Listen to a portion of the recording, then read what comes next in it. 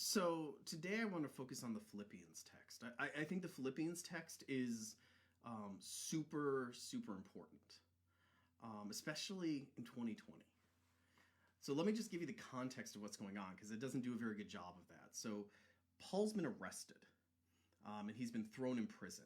And the thing about Roman prisons is that they're pretty much death camps. They just sort of throw you in there and they don't really feed you and they don't really give you water and they don't really care if you sleep and they don't care how many people are in a cell. And if you die, then that's just one less person they have to deal with. And so Paul knows the reality, which is that a lot of people go into these prisons in the Roman Empire. Um, and most folks who go in, the only way out for them is going to be a body bag. It's really bad. It's this dark night of the soul.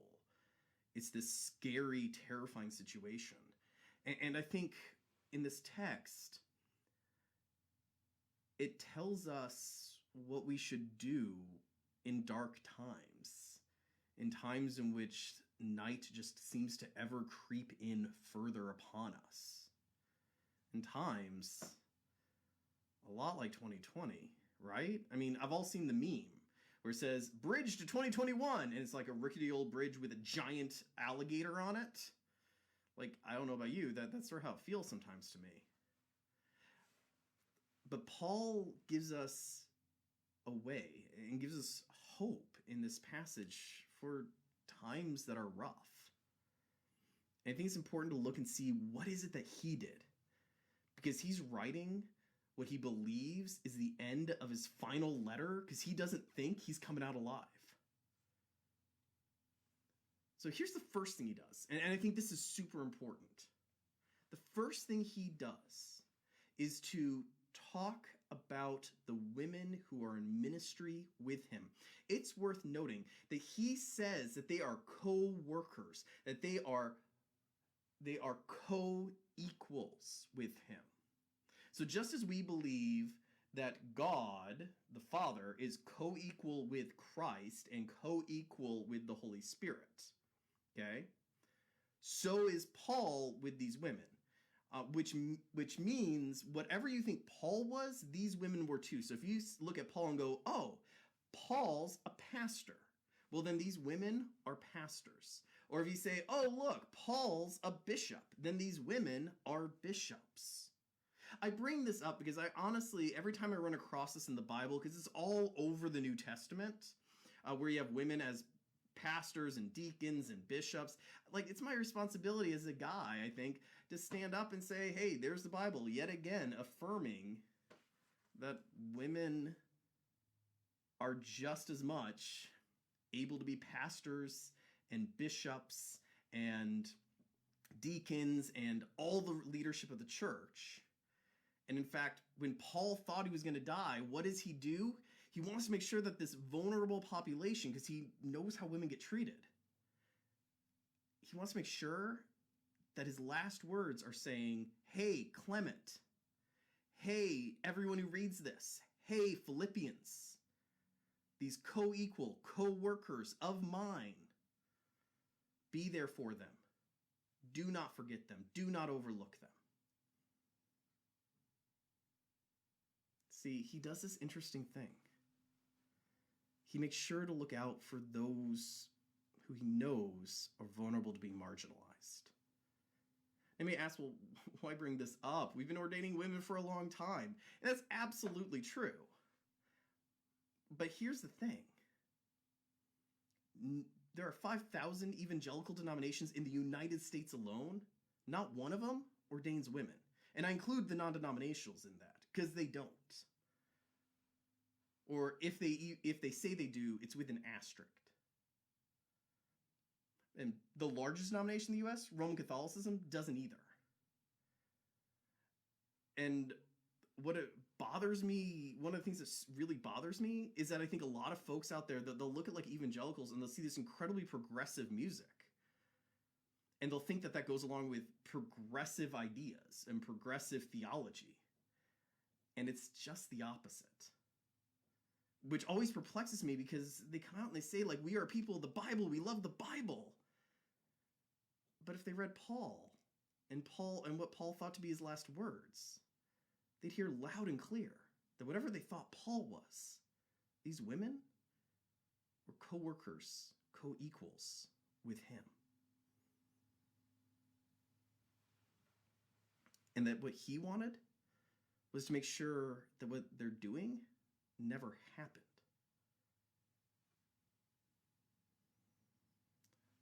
So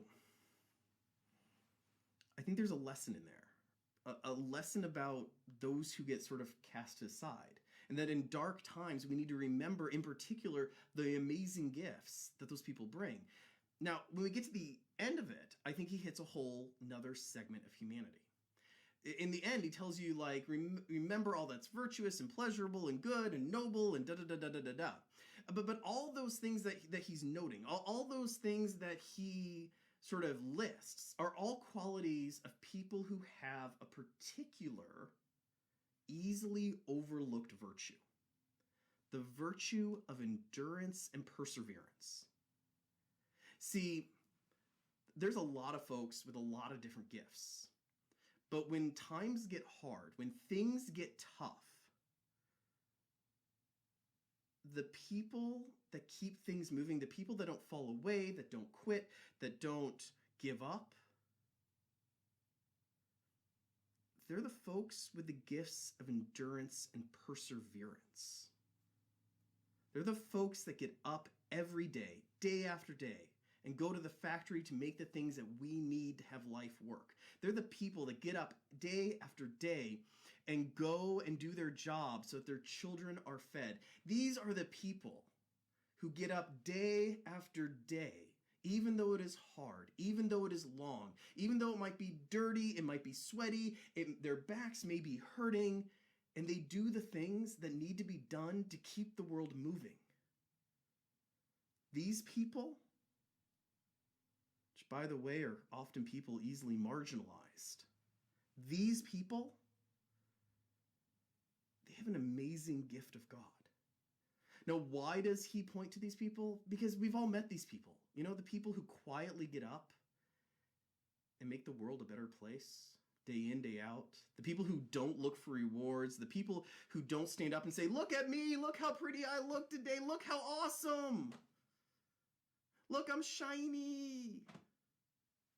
No, not, the people who just get up, put the pants on, get the work done, no matter how hard it is. These people, honestly, I bet a lot of you fall into this category. They have a gift of perseverance and endurance. And in the hardest of times, these are the people who are left, marching the world forward, while everyone else hides in fear. Paul knows that because people with that gift, people who are absolutely necessary for the continuation of Christianity, those people are also easily overlooked. Because folks who have the gift of endurance, the gift of perseverance, they're not flashy. They're usually very humble. They simply get up and do the job that needs to get done, because that is the gift that they have from God. So what does that mean for us in 2020? Well, it means that we need to make sure that we recognize a gift that isn't going to stand straight in our face. That we recognize the people who are amazing gifts to our society, to our world, to our church, who aren't necessarily the easiest to see because they're not jumping up and down looking for attention, because they're too busy getting the job done. So since I always practice what I preach, I'm going to try to do my best to cover all sorts of people who fall into that category, but I know something. I know something very true, and I know it's because I, like everyone else, is a fallen human, is I'm going to forget somebody. So what I'm going to do is I'm going to list a whole bunch of folks who are keeping our world moving. And what I want you to do, all of you guys, is when I forget somebody, I want you to put in the comment line, thank you too. And you could put individuals, you could thank your mom, you could thank your grandpa, you could thank people. You could also thank whole groups of folks. Like I'm going to thank school teachers, because school teachers are often the people who get up and keep walking and keep working and keeps the world moving, even though, man, it is hard. But I'm sure there's going to be other folks just as important as school teachers who I'm going to forget. So you list those two. I'll give you some time at the end of this. So I just want to say with all my heart, thank you to those people who keep things moving, to the school teachers who get up and make sure the schools move, to the administrators, principals, and others in the school systems that keep working through this hard time to educate our students, to the mothers and fathers out there who are homeschooling or trying to figure out how do I be on a Zoom meeting while at the same time teaching my kids algebra, in between their classes and making sure that they actually show up. We know it's exhausting. To the farmers out there who make the cheese and the dairy products we eat. To the farmers out there in Nebraska who I knew, who is making the feed to feed the cows, in which we get the milk, in which we get the cheese, which we eat.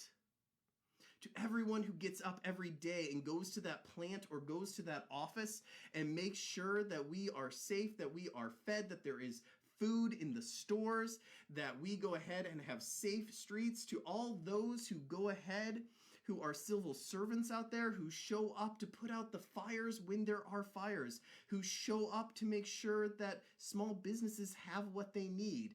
All those small business owners who are making sure that their businesses are open, and all those who work for them, who make sure that we have the items we need.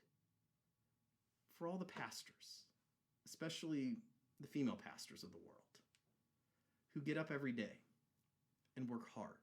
For all the church workers, for all of our staff, for all the staff of all the churches out there who get up every day and continue what is one of the weirdest times most of us have ever lived in the church.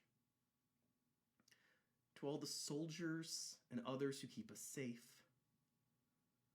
And I am sure, and all the doctors and nurses and CNAs and orderlies and all the different people at hospitals, I don't know all the categories, who keep us healthy and safe.